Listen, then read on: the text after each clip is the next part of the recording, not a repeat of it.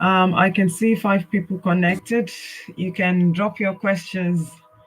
I'm trying to see. Let me know where you are watching from in the session. Let me know where you are watching from.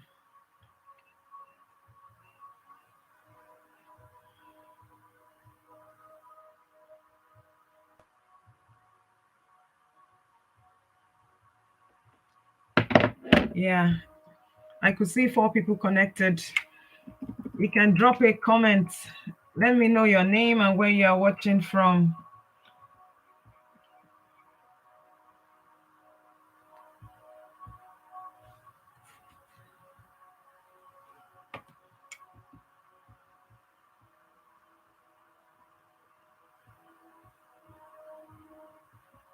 Trying to see.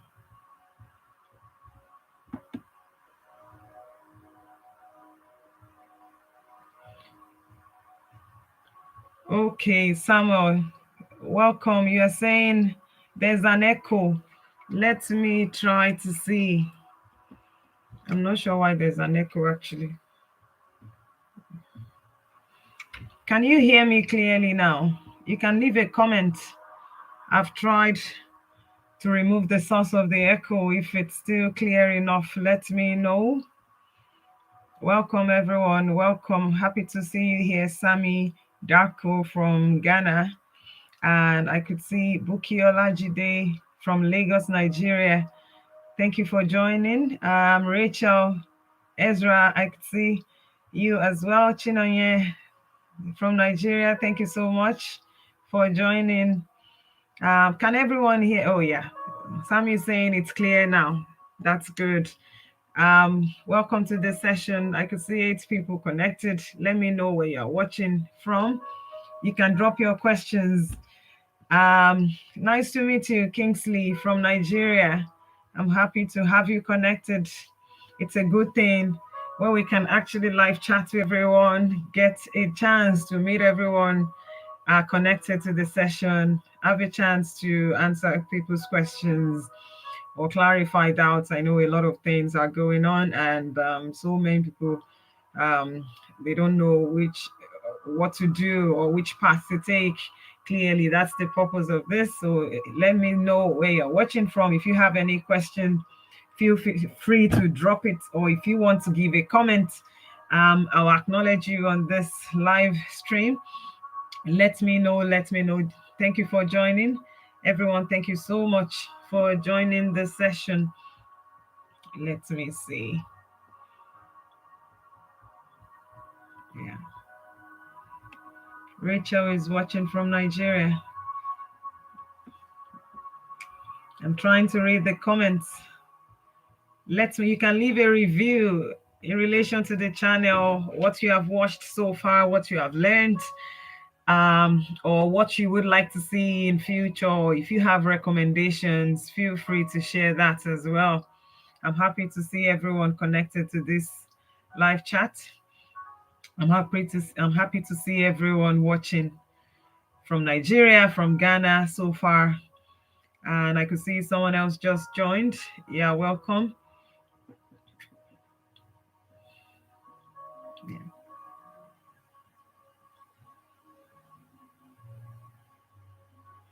Waiting on the questions, waiting on the comments, waiting on the reviews. Agnes Marquardt is watching from Botswana. Happy to have you connected. This is Adebusola. Happy to have you connected. Thank you so much. This live stream doesn't have to be for mentees or for a specific group of people. It's for everyone. Everyone is welcome. Everyone is welcome. Welcome, Agnes from Botswana. Wow. How is your end? I hope all is well in Botswana. I'm reading the comments, trying to see the chats. Thank you, thank you, thank you, thank you. You can leave your reviews, you can leave your comments, you can leave any recommendations. I will be happy to facilitate that. I could see someone else just connected. Nurse Comfort from Nigeria. Happy to have you connected. Thank you for joining. How is your hand? I'm happy to see everyone. I'm really, really happy to see everyone. I'm just going to share this link in this session in a minute. Let me share the link. Um, yeah, I'm seeing the comments. You can leave your reviews, leave your questions. Yeah, 1 second. I'm just going to share this. Nosbuki Olajide, thanks. You're saying thanks for all you do. I want to know more about the self-sponsorship to Ireland. And also, is it possible to have the whole process completed within 6 months? Yeah, in a minute. I'm just going to share this video and I'll be back to answer that question. Just give me a few seconds to share the video.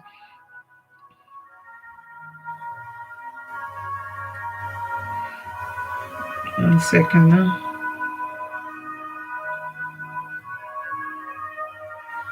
Just trying to share. I'll be back to answer all the questions in a second.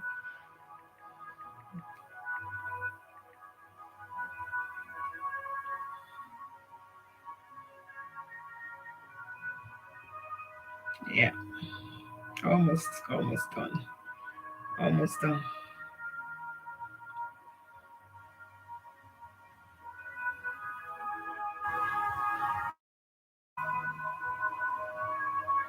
It's like I'm reading. So beautiful to see everyone's comment. Okay, one more to go. One more to go. You can leave your comments, leave your reviews, leave what you want to see. Leave if you have recommendations for me. If you have any suggestions or what you want me to do better, that.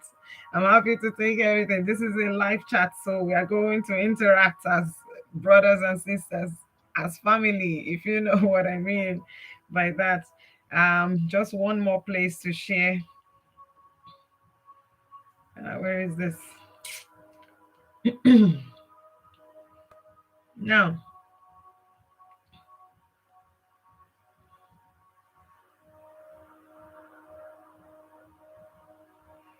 great. So let me start with all the questions.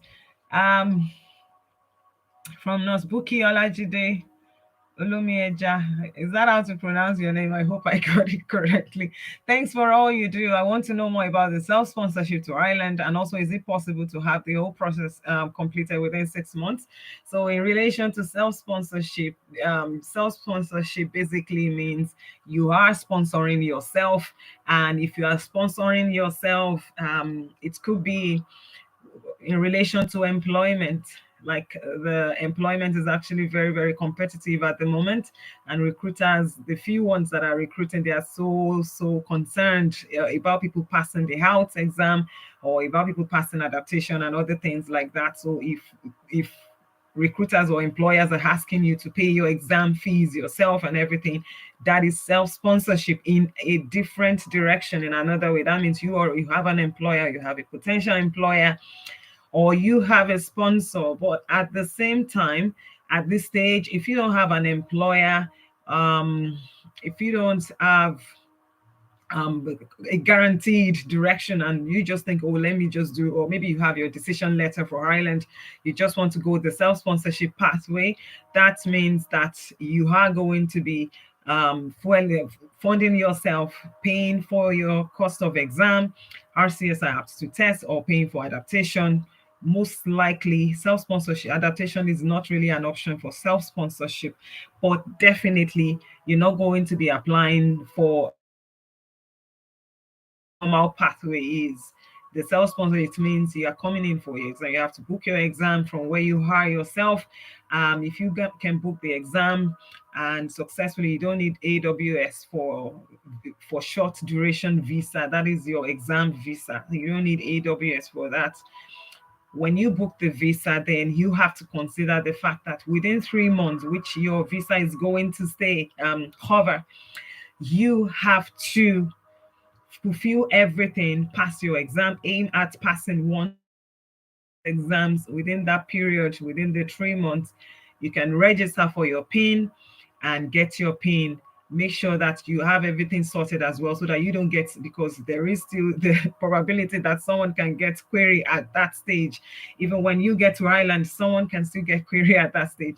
So you want to make sure you have everything to the country so that that's not going to be another query on your part and going to hinder you. So basically, for self-sponsorship, yes, the duration of the visa is only 3 months. You have to aim at passing the RCSI have to test once, and you have to aim at completing everything. Definitely for self-sponsorship visa, it's a visit visa or exam visa, which is only short duration. You have to consider where you're going to stay. Accommodation wise, you have to have sufficient proof of funds. I would say have funds at least for your flights to and fro as proof in your account, and have nothing less than 2M proof of funds in your account, just in case. That's if you're in Nigeria. I hope I've answered that question. If there is another area that you want me to clarify, you can also leave that in the comments as well. Now, let me see. I could see, sorry now. What is the health requirement for the nursing education in Malta? Okay, actually, for Malta, let me not, 1 second. I don't want to mix up because there's something about writing and reading. So let me just confirm that for you.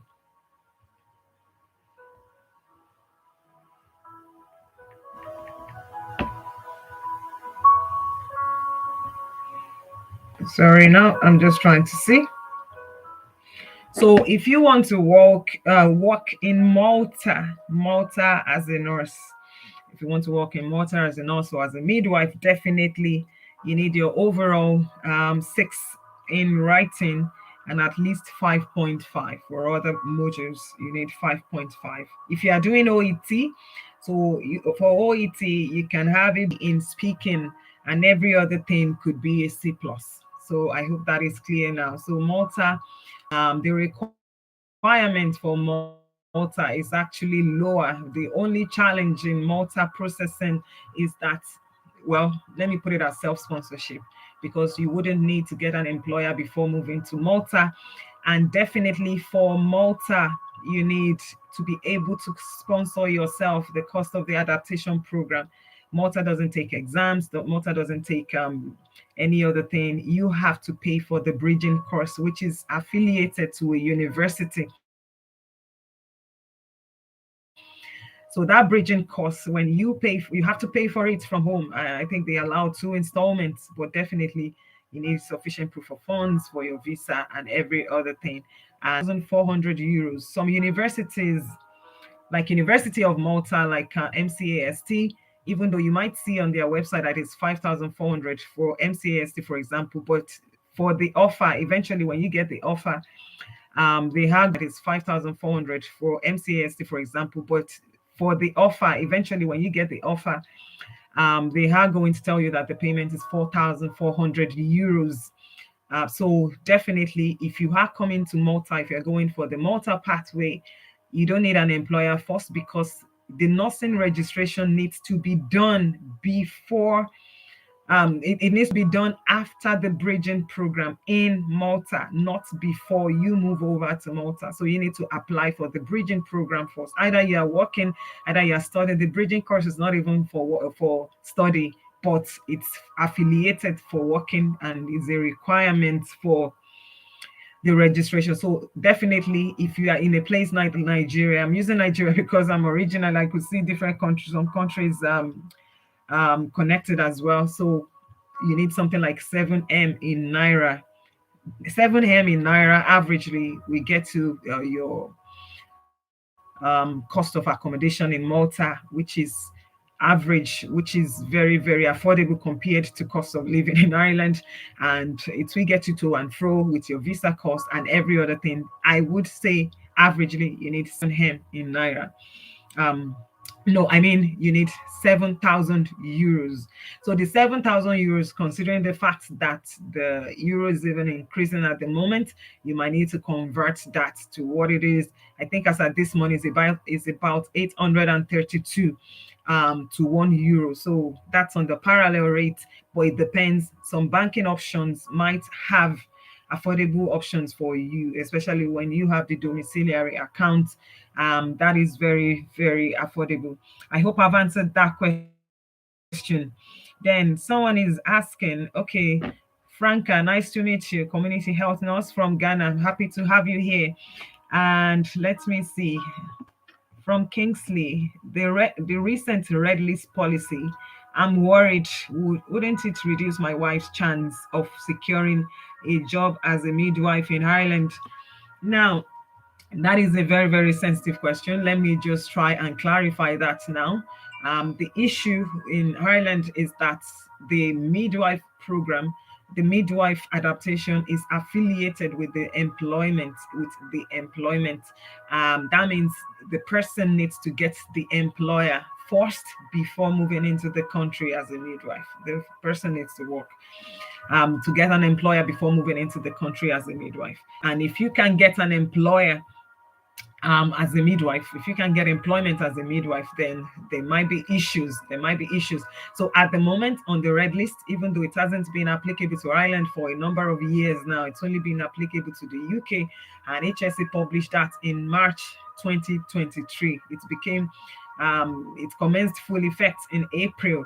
And at the moment, if you have midwifery qualification, I would only say keep trying if you can, because only a fraction of employers are actually recruiting, including midwives, including nurses. And an employer in the nursing home area wouldn't want to recruit a midwife for that setting because of the adaptation program. So if your wife, who is a midwife, can apply to the adaptation centers directly, that might help if they will take her, because only a fraction of them, it depends on the employer, and it's difficult to know who is who. So I would only recommend to keep trying. And at the same time, the red list issues, I can guarantee that NMBI, they are working actively on that. Other recruitment agencies are working actively on that. And other organizations are working actively on that as well. But I can't guarantee when that's going to be resolved. But definitely, if the DL is going to expire as a midwife, you can request for an extension. You can apply for an extension and give all the reasons. I know they will be able to facilitate you on that to get an extension on the DL. And at the same time, in the nearest future, we hope to see a situation whereby the midwifery adaptation program would be like a bridging course, and then everyone could apply to the course affiliated to the university or to the college, and just getting into the country, do the course, and then apply for job afterwards. I think that's the phase now. That's what we are trying to push for, and I hope that is sorted. But definitely, if your wife is a midwife and your wife has a decision letter, hasn't gotten the DL yet, if you know that DL is going to expire, you can apply for extension on the DL, considering the circumstances, and give all the evidences.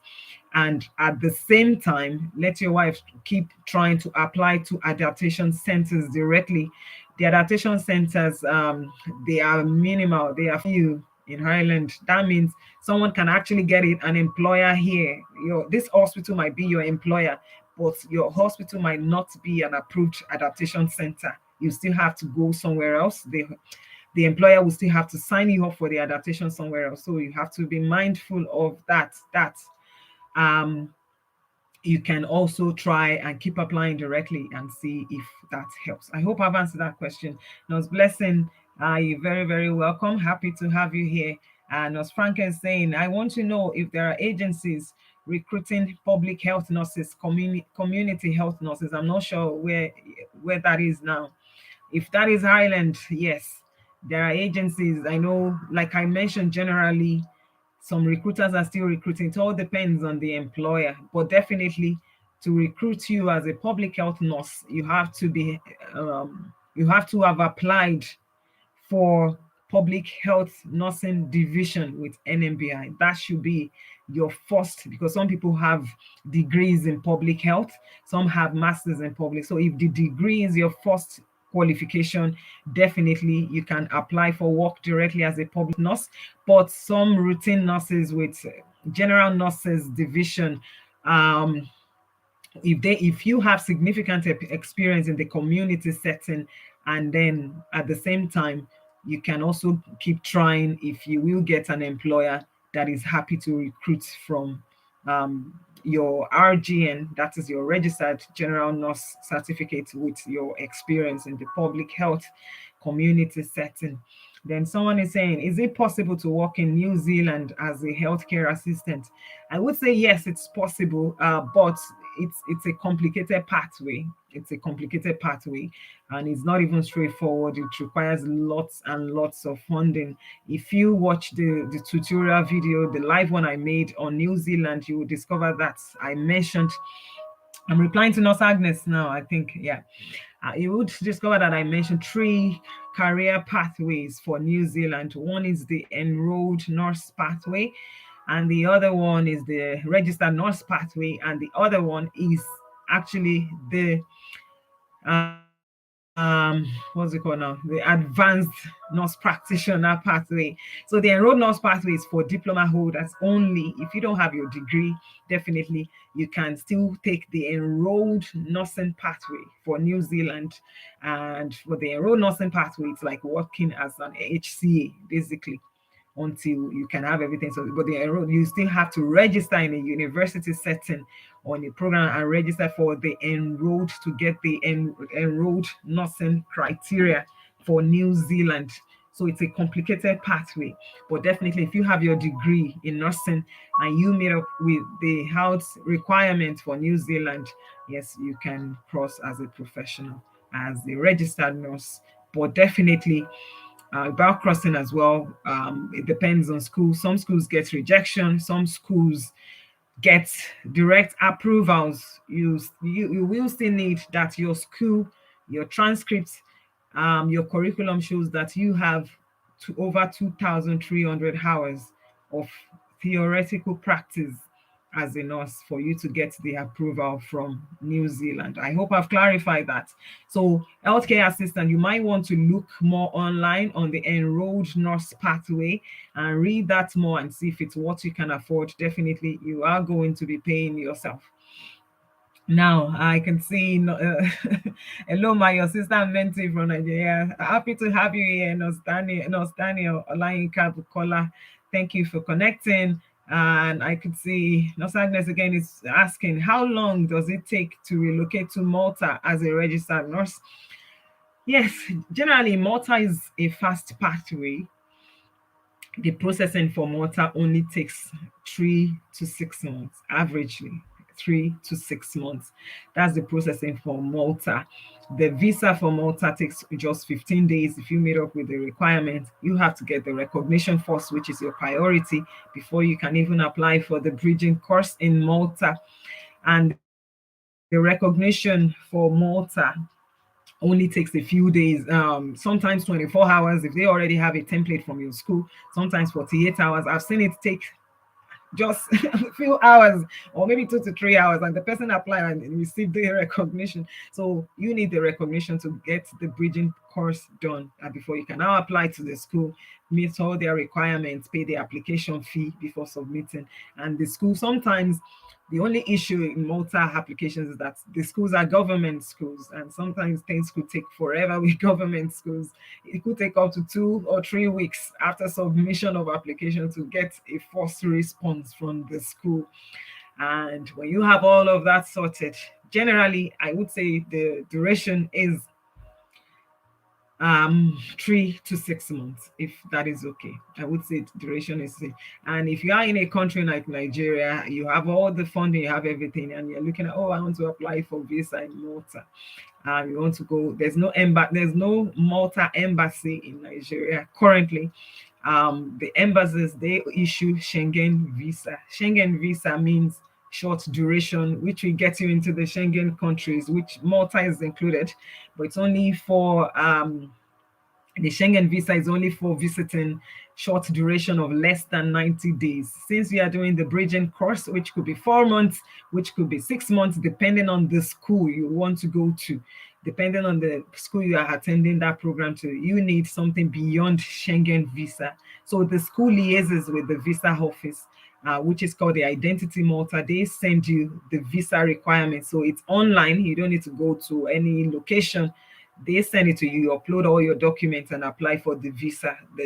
That's from the embassy, and get your the only challenge again could be accommodation, because a lot of students, they are moving to Malta, though there are online sites that you can book. So if you already know that, oh, Malta is this, and I'm looking at getting my moving in or joining the March entry program, joining the October entry program, better to start looking for accommodation from now. Student accommodations, I mean, just or pay deposits just to secure your space. So that is what I would recommend. I hope I've answered that question. And then, oh, okay, thank you. Nosbuki Olajide said yes. Thank you so much for that. Any news about okay, Nos Olayinka Bukola is asking, any news about WHO ban for Ireland? So at the moment, like, I'm not a government official, but I can say from my point of view, I don't have any updates on that yet. I don't have any updates on that yet. I know there are a lot of even migrant nurses Ireland. They presented that to the DOL recently. The issue of the ban and everything. INMO mentioned that, and a lot of other institutions and organizations are working actively on that. But the thing is, the WHO ban is only for HSC hospitals only. Only hospitals under HSC. Even despite that fact, if you read the journal, I think the journal data, they still mention that HSC, some HSC hospitals are still recruiting them, right? That's why that list. So definitely some hospitals are still recruiting. Hospitals that are not under HSA framework, that are private hospitals that you can look up online in Ireland. Nursing homes are not under the WHO, I mean, under the HSC policy. So they are not affected by the ban. Nursing homes are not affected by the ban. That hospitals, Dublin Academic Teaching Hospitals, the massive teaching hospitals in Ireland are not affected by the ban. So they are still actively recruiting. So everyone can look that up and see. So that would be my recommendation for now. And then Nos Blessing is asking, please, is it possible to inform the NMBI to extend people OET and how? I think that was mentioned at the last advocacy meeting. The issue is, the push is that the out, even merely working in an English speaking country should be sufficient for someone to say, you are okay, you can speak English and things like that. So, but definitely, I believe that would be a long process. Asking NMBI to extend people's OET or out, because that is not their jurisdiction, because any extensions would have to come from the house institutions. I know definitely during the COVID, they said if the health or OET was valid as at the time of your application, submission of application to the NIMBY, which is an MBI, as at that time, then it would be valid as a submission. But those policies have changed recently since the COVID started clearing off the atmosphere. And so now it's your health, your OET will still have to be valid as at the time of registration. That is after you have completed, when you're about to complete your registration in Ireland. Maybe you are going for what's it called, adaptation or RCSI aptitude test. Even some employers are now pushing that your English exams should still be valid for at least 3 months after you have completed your adaptation for sufficient time for your registration to be completed with NMBI, because that is the phase where you need the English results. The English results is no longer the Schengen results. The Schengen results is needed at the beginning of submission of for submission of application. It's needed in Ireland, but definitely before you get a job, an employer wants to see that you have proof of English competency. So that is what everyone is aiming for. So I would say that is a long-term process which we could look into in the nearest future. And someone is asking, Kingsley, let me see. How easy is it for a midwife to secure a hospital for adaptation as a midwife? So I would say it's currently, considering the things happening currently, I wouldn't say it's easy at all. Um, it's a complicated process, as mentioned. It's complicated.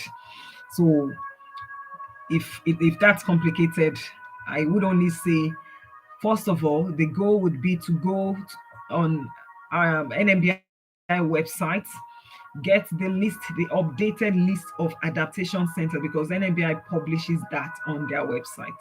So if you go online on the NIMBY website, when you get on the NIMBY website, search for the adaptation centers, the approved ones, then each of those centers, the person you can go and visit each of those sites, each hospital, and start applying for their adaptation programs that are open. That would be my recommendation, because it's not all hospitals that are approved for adaptation. You could be applying for a job here and you think it's adaptation. No, it's not automatic.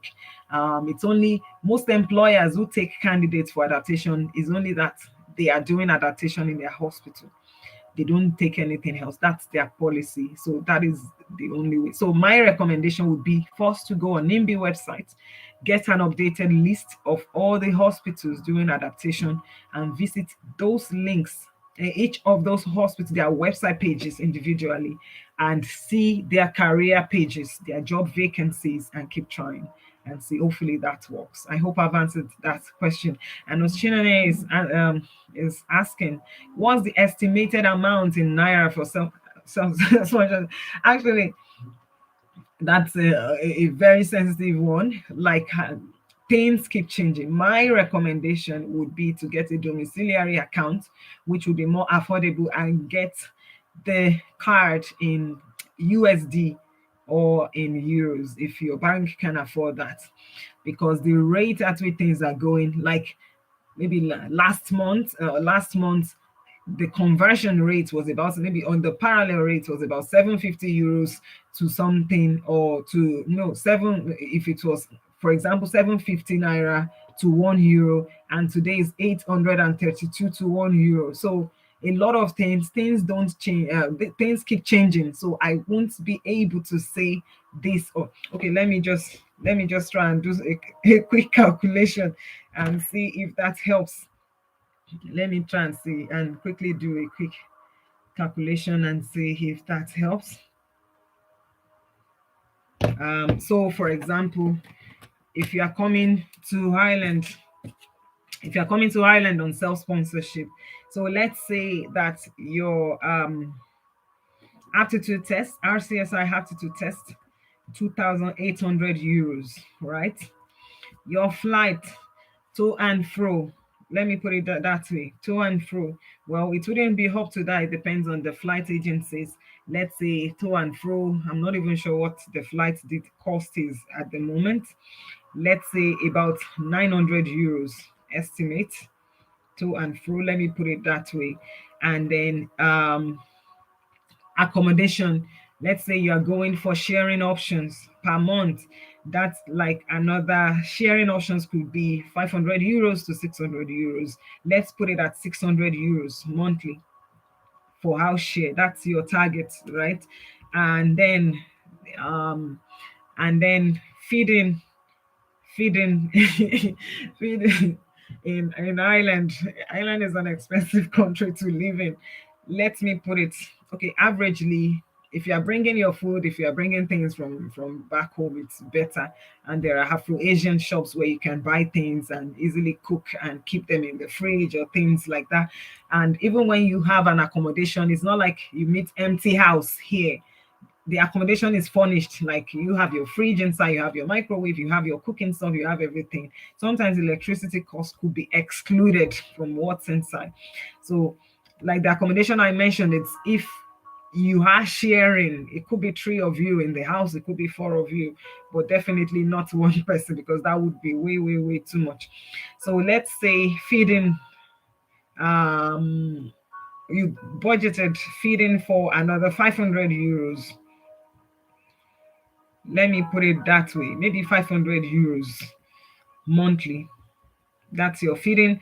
And then when you coming into the country either on self-sponsorship, or either you've been sponsored by an employer, you still definitely need to register with immigration. And that immigration card, which is IRP, costs 300 euros per adult. So that is mandatory for everyone coming into the country. And then what else? If you can remember anything, you can let me know in the comment section. And then let's see this. So miscellaneous, maybe for documentation, for other things, for calls, let's see another 500 euros. Another 500 euros. I haven't added the visa costs. From visa, single entry visa is only 60 euros plus administration fees for whatever they say at your end anyway. So that's about 60 euros. So let's put it at, let me calculate that, and then you can know averagely what you would need, what you might need if you are coming on self-sponsorship.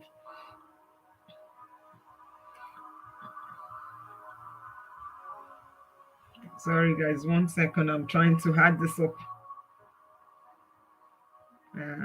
Plus 900 plus 600 plus 500 plus 300 plus 500 plus 60.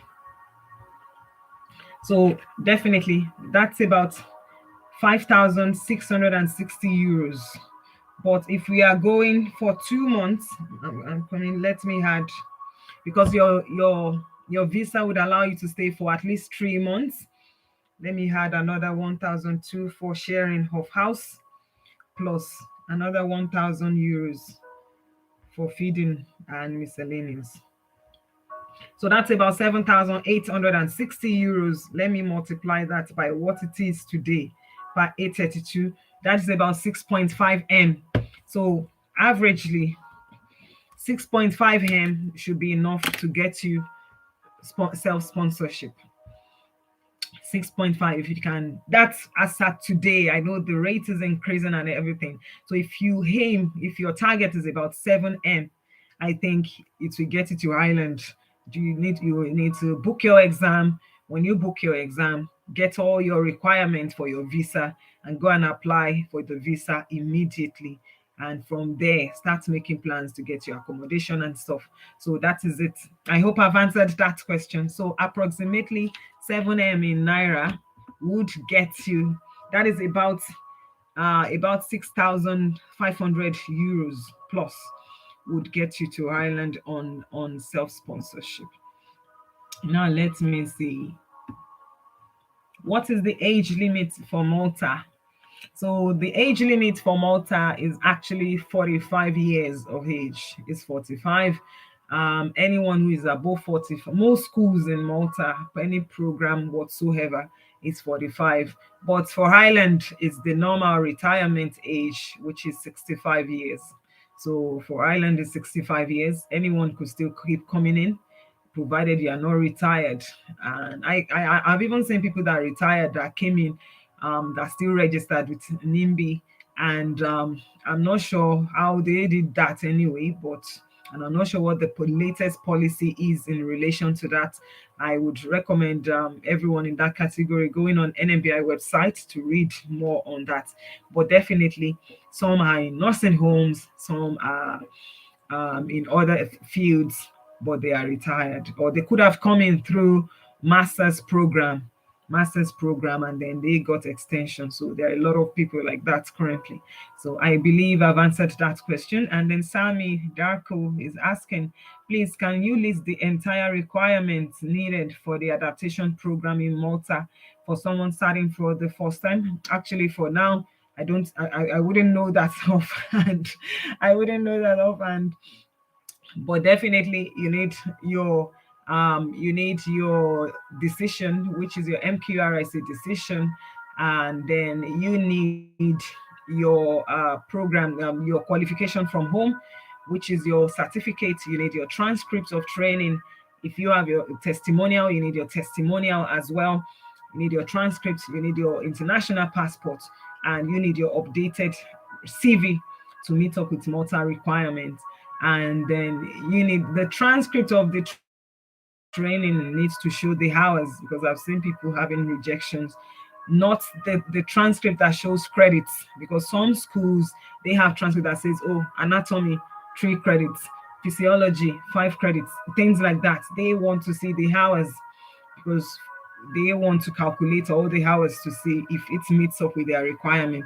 So definitely you need your transcript, you need your certificate, you need your MQRSC recognition. Then for the you don't need curriculum for Malta. You don't need curriculum for Malta applications. You don't even need to notarize your documents. Malta is a country that everything is straight, everything is straightforward and life is easier. Let me put it that way. So I hope I've clarified your question. And then if you have any other requirement, you can look up the tutorial on this channel as well that says Malta registrations. That's the intro vid to see what you might need. Then Kingsley is asking, thank you for your earlier explanation. How can I get a list of adaptation centers for midwifery in Ireland?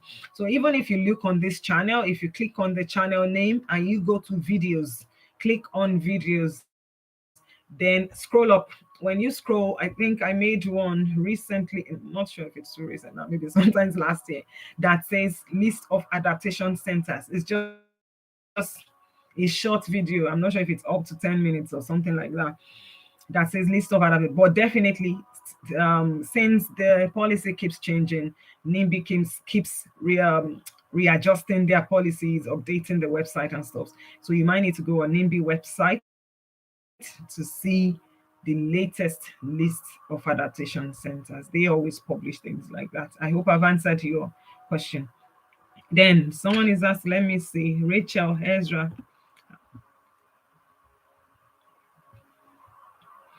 Do you need an employer before you can self-sponsor? Do you need an employer before you can self-sponsor to sit the RCS I have? No, you don't need an employer to do that.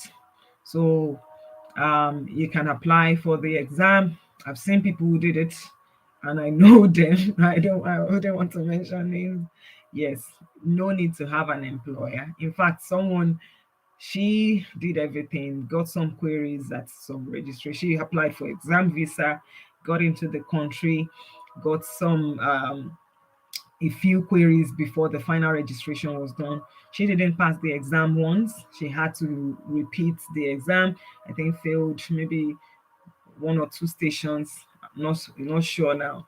And she repeated, because once someone fails, you have another chance, which is at 2 or 3 visa is going. That's why I mentioned earlier on that you need to make sure you can pass the exam once.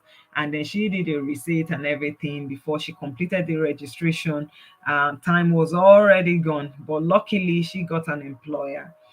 She applied for the jobs with the pin, because she got the pin, applied for the jobs in Ireland with the pin and everything, and our stay was almost expired. So our stay expired, and she did the interview today with the employer in Ireland, and then she went back home to Nigeria the next morning, which was Saturday. Because number one, you want to aim at not overstaying your visa, because if you overstay once, it could mar your chances in future. Someone did that until today. She hasn't been forgiven by the embassy. So it's a sensitive thing. So she did the interview, went back home, and then she completed all the processing of the job from back home, and then she came back legally in the country. And today she's a star. So a lot of people do that. The exam pathway would be, you don't need your AWS live stream. You don't need that. And you only need to register. You don't need an employer. And the aim is to get your PIN, because most of the jobs is for someone that already has the PIN. So when you have the PIN, some people are lucky. I got a few mentees that they had the PIN from Nigeria back home, and one person from another country. and it's just by luck. Let me put it that way. So instead of applying for AWS, they got employment because they already have the pin. And then the stage where they are currently, they are applying for critical skills permits right from home. So that is the way it works. Your focus is to get the pin. And once you get the pin, that's it. You can get the job, and even if your stay expires, you can go back home, finish the processing. Hopefully, you wouldn't have to go back. Hopefully, you can even apply for extension on your stay if you have the offer in your hand, or if you have the proof that, oh, this employer is about to complete my application. You can get another extension on your stay, and then when you get the job, you can go back to immigration, book another appointment with 300 euros, and extend your stay officially. And at that time, you would be applying for critical skills, the visa that allows you to bring your family, not the AWS, because the AWS can only be done outside Ireland. Once you are in the country, you will be applying for critical skills. I hope I've answered that question. And okay, any other question? I'm trying to see. Okay. Osabiodun Omowumi is asking, aside Malta, which other country can house band of 6.5 be used for? Well, I think even New Zealand they allow 6.5 for writing. There's a tutorial video on this channel on the New Zealand. It's about 1 hour 30 minutes long. I think writing, previously it used to be all 777s, but now it's been reduced from 2018, I think. So if you have 6.5 in writing, but the overall, I think that still has to be 7. Aside Malta, I'm not sure which other countries now, unless unless I look it up. I'm not sure about which other one now. Okay, I hope I've answered your question. And please, okay, Nostrina is asking, how do you know the HSA hospitals that are recruiting, since most of them requires full NMBI pin? So like this, I wouldn't, because this is a live stream, I wouldn't want to mention anyone's names because it's only 50-50 chance.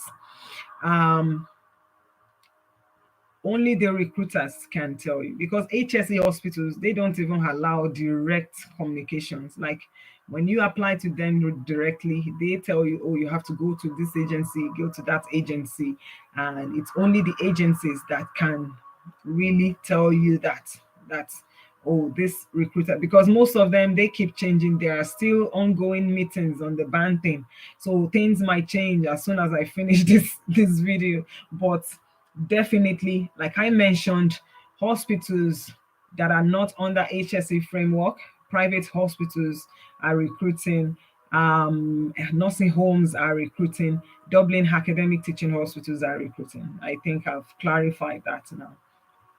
Then Franca is asking, please, ma'am, can I work in Ireland after an adaptation course in Malta? So for Malta registrations, you still have to, if you want to cross to Ireland from Malta, after the adaptation course, you will need to complete the registration of that country, because doing the adaptation is only one step out of many. You are doing the adaptation because you want to apply for the nursing registration in Malta.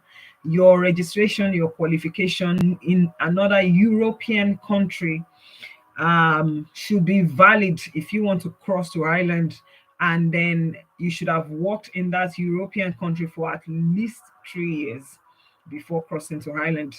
But for UK, you can work in Malta for 1 year and cross to UK after 1 year, as far as I know anyway. So, but definitely for the adaptation, it doesn't just stop at the adaptation. You are getting the adaptation because you want to do the complete your registration. So once a European body approves of your qualification, otherwise, just doing the adaptation is like you are still having qualifications from home in your country, which means they haven't been recognized by another body yet. So if you want to cross to Highland after that, then I've worked in either Malta or any other European country for at least 3 years. And when you are crossing for 3 years, you need to apply to NIMBY again. You need to apply to NIMBY, submit. But at that stage, the registration from the European country takes priority, and your qualification, your application would be classified as G2. As G2, you have, even though you qualified outside European country, but you've worked in Europe for at least 3 years, and your qualification has been recognized by a European body. So it's G2 application. A lot of things are waived. You wouldn't have to do the HALT again. You wouldn't have to do the OET. But if you are crossing from Malta to UK, make sure you have worked at least 1 year in Malta. I hope I hope I've clarified that. Then let me see. Let me see.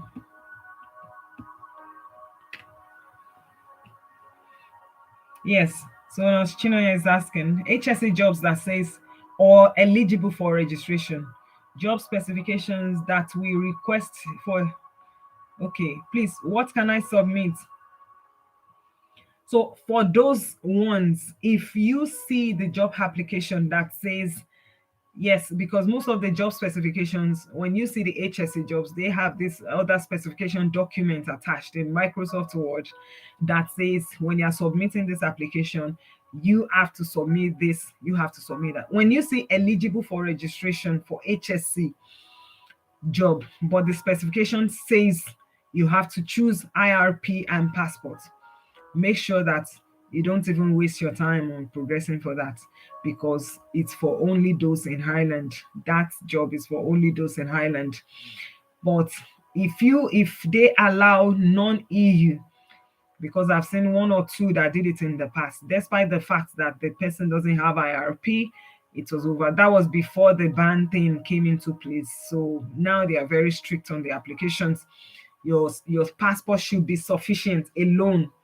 The passport should be enough. The IRP, nothing can replace it, because the IRP is only given in Ireland. That is your immigration permit. It shows your stamp, that you have stamp 1, you have stamp 4, you have this. This is your permission, and you're only allowed to stay in the country until so and so date. It's stated on the IRP card. So when you see those jobs, when the job says eligible for registration, it's for everyone, either in EU or non-EU. But the EU and non-EU category needs to be in Ireland already if the job specification is saying you have to provide an IRP card. I hope that is clear now. It means it could be non-EU. So that means if you have sponsored yourself or on self-sponsorship, you're in the country already, definitely, like I mentioned when I was mentioning what the amounts you might need on self-sponsorship, I mentioned the immigration registration fees, which is 300. That's that immigration registration, we get you your IRP card. So you need that, and you need your international passport. Then you can apply for that. But when you see it as eligible for registration, but the specification is not allowing you to proceed, or you want to give it a try, just submit only your passport. That would be my recommendation. I hope that is clear now. Then please, is there a scholarship for the tuition available for adaptation course in Malta? Let's well, they, I've seen someone that got this scholarship. They have scholarships with them, with the institutions, MCST, University of Malta, but you have to have paid for your tuition, gotten the offer first, and then maybe the scholarship would be later, can help you to subsidize it, or maybe they pay the half of the fee. But there is a way they always communicate that with the applicants anyway, but you won't be getting it before going to Malta. No, no, definitely. I mean, yes, I mean, before applying, you need to have applied, you need to have paid your tuition. Sometimes they can send you the link if it's still available. They have scholarships. I would say yes, because I've seen two people just in the past 1 month get the link for scholarship. The school sent it to them directly after checking the applications, after saying all the criteria. So I would say giving it a try first, and then see if you will be able to meet up. I hope that is clear now. Do you have to submit your bank statement in the application process for Malta adaptation program? Who is asking that question, Sammy? Thanks for asking that question. I would say for every visa application, yes, you have to submit, either it's for your sponsor or either it's for yourself. For every visa, including the visa for Malta, bank statements need to be submitted. The bank statement again for Malta self-sponsorship, because you are paying for the school is almost 5,000 euros. You need about averagely 7M. You need averagely 7M. So you need to prove that you have already paid the school fees or with the receipts, and then you need to prove that you have sufficient funds left to cover you during the adaptation program in the account. If your sponsor, maybe a family member, is standing as your sponsor, that person will be providing the bank statement. But definitely, if you are looking at sponsoring yourself, don't ever try making sure that maybe you just drop this bolus of funds in your account once. It's going to be queried. Maybe someone just sent you 5 million euro, 5,000, 5 million. Let me put it out, 5 million naira in your account. I know it's for travel. Maybe you're planning, just want to show it as proof. There will be queries. There will be queries. Let there be sufficient evidences that the person who transfers that money is sponsoring you, is covering the cost of funding and everything. Even if you will be returning that later on, but you need lots and lots of evidence, and all the evidence should be on letter-headed papers. So that would be my recommendation. Yes, definitely, bank statement is required. It could be for yourself, it could be for anyone else. Then, please, man, how can I get HCA job if I can use it to get to Highland before I get the nursing job? So currently, I know a few people came to me and said they want to do the HCAs. Um, I would say the issue currently is the level 5 QQ high. Level 5 is the NQF framework. Level 5 is the HCA category. Like, if you have nursing, if you have nursing, if you don't have nursing, if you have nursing specifically, but you can't meet up with the health requirements or OET requirements for the registration pathway itself, you could still work as HCA if you are in Ireland already. Previously, sometimes last year, a lot of people moved as HCAs. Yes, in fact, personally, I had to put a stop on HCA mentoring because I have so many people hanging that are yet to cross over, and the reason is that they changed the rules, that the diploma wasn't sufficient from any African country from outside the EU, wasn't sufficient to get the HCA job. You need to prove that you have the level 5 QQI qualification issued in Ireland, because I know some organizations they came up. I know one organization that reached out to me from Nigeria specifically, the founder or the CEO, I'm not sure what I should call him now, and mentioned this is his curriculum and this, and they do this carer training. I went through all that training. I just told him it's better, don't let people be wasting their money. This is not acceptable in Ireland, because that school still needs to get approval from Ireland, get the level 5. They want, even it's not even easy. Even if schools from US are finding it difficult to cross over to Ireland because their policy is too strict, so how much more? I would say at the moment, I know NIMBY they are working on things like that. They are working on things like that to make sure that even people, if they can't pass the adaptation once, if they can't pass RCS aptitude tests once, there should be a way to get them incorporated into the HCA program. So that might be a long-term process, which I can say at the moment. But currently, from anyone from African countries, it's very difficult unless people that have started before and started before the ban issues came to place and everything. And yeah, so that would be, it's only 50-50 chance. It's only 50-50 chance the recruitment for HCAs in Ireland at the moment from overseas. It's 50-50 chance. That is what I would say. And someone is asking, can I use OET results to apply for job? Yes, OETs are acceptable in Malta, but definitely you need to get your bridging program done and bridging course done, and you need to get your registration. During the bridging course, which is like 4 months or 6 months, I mentioned in the tutorial video that your permission, your visa would allow you to work for like 20 hours weekly, if I'm correct anyway, if I can remember specifically what I.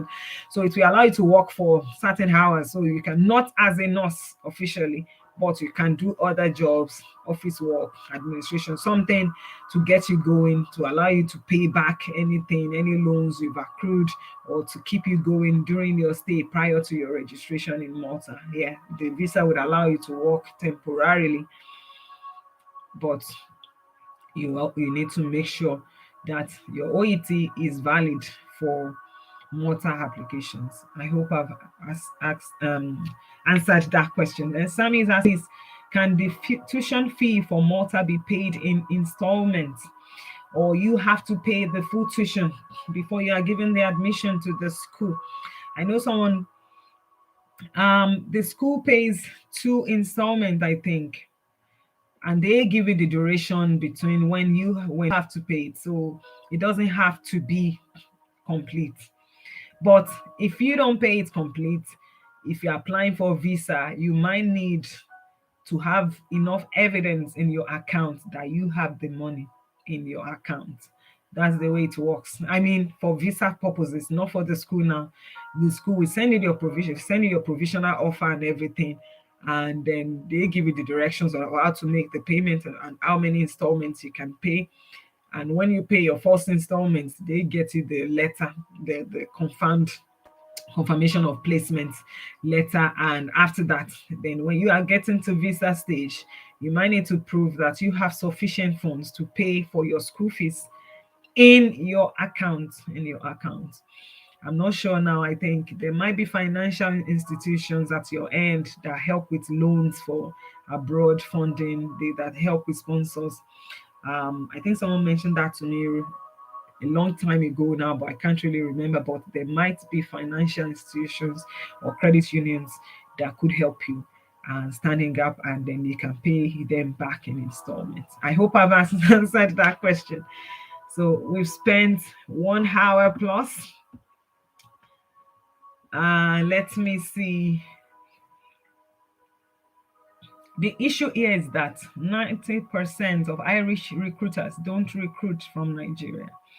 They won't even acknowledge your application submission. It's frustrating and depressing. Yes, I know it's frustrating and depressing. Even though I can mention that this is because of the ban issues. The recruiters that are recruiting from Nigeria currently, they are choked up. Let me put it that way. Recently, just this week, they replied to someone and said, we will schedule you for interview if you can give us a proof that you will be sponsoring yourself for the aptitude testers. And because they don't just want to take chances, they got so many applications. Sorry, I'm just trying to keep my phone active. So they got so many applications, and then to respond, they only want to select a few ones that they are responding. They want people. So maybe my recommendation would be, when we are applying for a job, and you're adding your cover letter, you can mention that you can sponsor yourself. I mean, you can make payments yourself, because I just discovered that this week. That's what they want to see. They want people that can take the chances. They will give you everything. They will give you the sponsorship letter and everything, but definitely you are the one that is going to be making the payments. They don't want to take chances with AWS. And also using this medium to say that everyone that applied that have AWS issues, the response you got from AWS, you can send it to me, because I'm making a compilation video of how to avoid AWS issues. It's causing so many issues. People applying twice, 3 times for AWS, and the payment fee is non-refundable. So if you have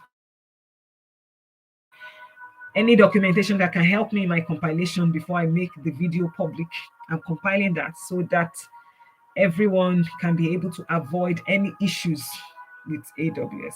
So on recruitment, On Nigerian recruitment, on African recruitment, I would strongly recommend that if you can sponsor yourself, to include that on your cover letter, saying you are willing to cover the cost of your exam now and maybe get the payments back later if it's part of their sponsorship in Ireland. But from now, you are willing to do that yourself, and they can pay you back when you get to Ireland and when you succeed.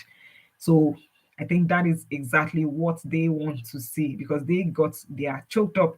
I spoke with one recruiter, let me put it that way, just this week. Is even discouraged, like, as well, because they don't want to throw their money into something and think, oh, this person might be rejected in AWS, this person might be this. So if they see people coming forward to say, like, we can sponsor this ourselves, we can sponsor this, we just need your name as a recruiter, as the employer, and they will be willing to facilitate that. So if you put it as priority on the cover and reapply again, then give it a try and see if that works. That would be my recommendation. I hope I've answered that question. Then let me see. Maybe 15 minutes more and we close the session, or we close in 10 minutes. If you have any other question, if you have any review, any recommendation, or what you would like to see in upcoming videos or sessions, you can leave a comment and let me know what you think. I'm still reading. Let me see. Thank you so much, everyone, for joining. Let me know where you are watching from. Let me know where you are watching from. If you have recommendations, if you have ideas or suggestions. The HCA thing, actually, I'm personally working on that, and I want to know, because I also have people going to UK for HCAs. Once I've finished compiling all my researches, let me put it that way. Because one thing with me, if people have noticed, I wouldn't want to throw something open until I've seen the final destination of a couple of people, like, and I have the testimony, the complete testimonials in my hand, and I can boldly say that this is done, this is the pathway, this is where you want to go. So that's what I'm working on the HCA, so that even if people can't cross to HCA Ireland as at now, with your health, with the stay, with your current OET results, you can still cross to the UK. I have the first set going into UK soon, and when that is completed, then I will throw that open successfully by God's grace. I'll throw that open. So that is the thing, so that people will have another chance, or another, in case you don't want to wait too long on this direction, or if you want to change your mind, if you want to, yeah. So that is it at the moment. For Malta, HCA Malta role is not even an option, because they don't even do that currently at the moment. Even if they do, the person has to be in Malta, already in Malta. Ireland is doing HCAs for people that are already in the country, and at the same time as well, the HCA, if you are still outside the country and you're applying for an HCA role, it's like 50-50 chance. 50-50 chance. I could see Rachel, Ezra, I would like to join your online coaching for the RCSI exam. That is fine. If you want to join the coaching, that is also okay. That's if you have already known that, oh, you might be sponsoring yourself, it might be better for you to start now.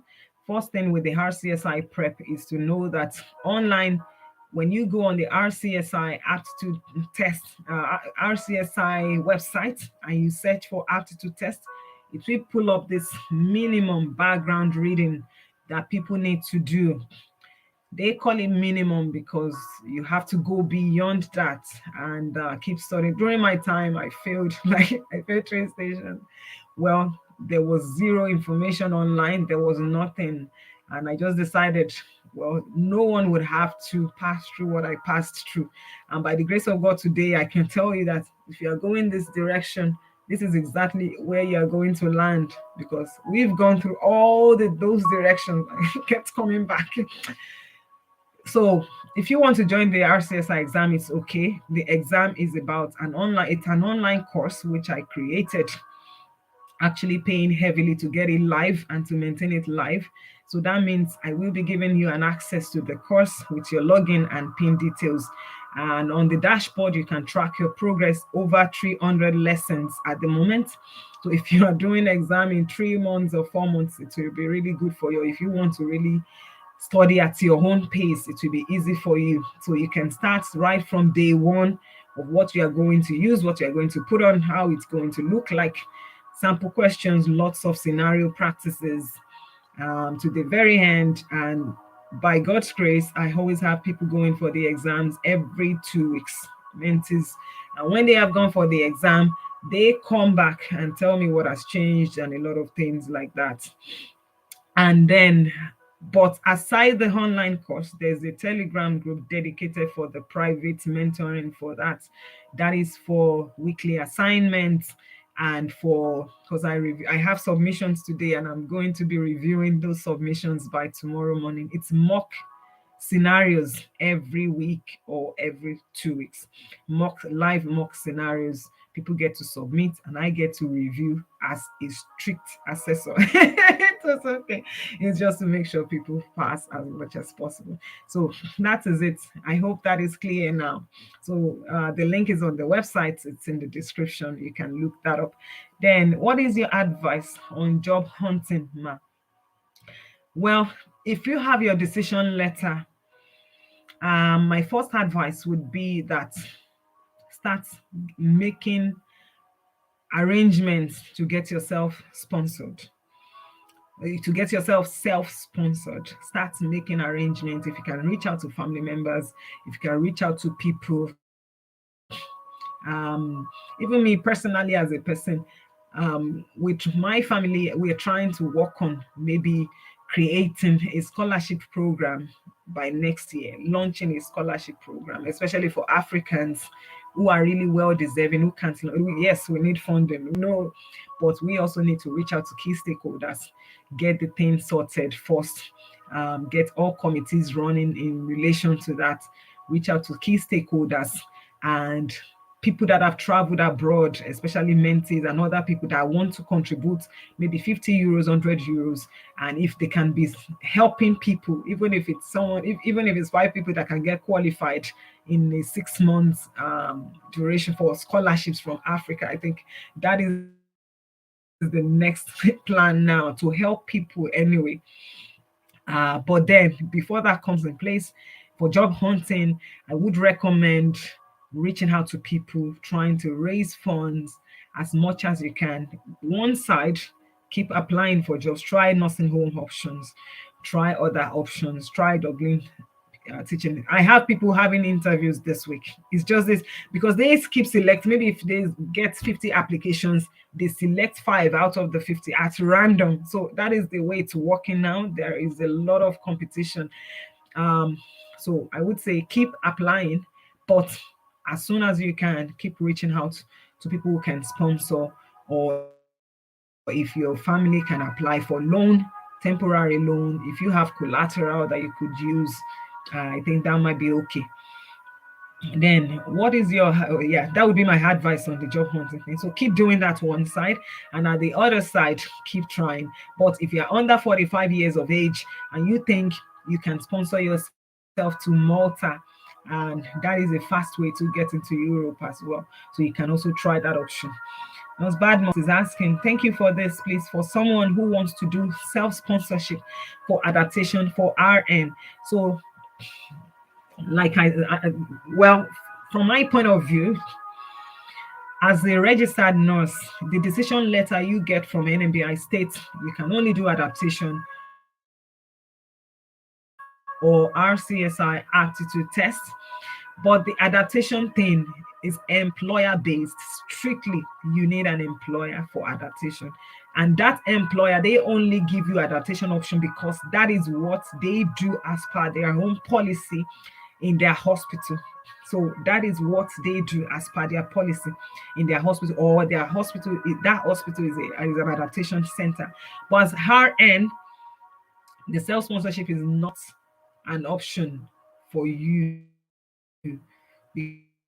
because the duration of the adaptation could be 6 to 8 weeks. You only have 3 weeks, 3 months on your short duration visa for exam. So another 2 weeks or another 6 to 8 weeks for adaptation, and you haven't even done your registration. You go in, definitely you might be running out of time before you get a job. So my advice would be to go for the RCSI aptitude test option, provided you are RN and it states on your decision letter that you have to do either adaptation or the aptitude test. That is the fastest option you can get, because you still need lots of time to complete your registration stage with NIMBY, and then you need lots of time to apply for job, get shortlisted, and do everything as fast as you can before your 3 months elapses in Ireland. So that would be my recommendation. 2 more minutes, one last question, and then we call it a day. So I really want to say thank you so much for joining this session. Thank you to everyone. It's been a privilege to know everyone, to meet everyone online today. I called you and said, I really appreciate you for using your internet, for using your time to connect. Thank you so much. Hopefully, we have more live sessions in the nearest future. I'm waiting to see if there will be one last question before we end the stream. If you have any recommendations, you can still leave it in the comment section. If you have any suggestions for future trainings or for future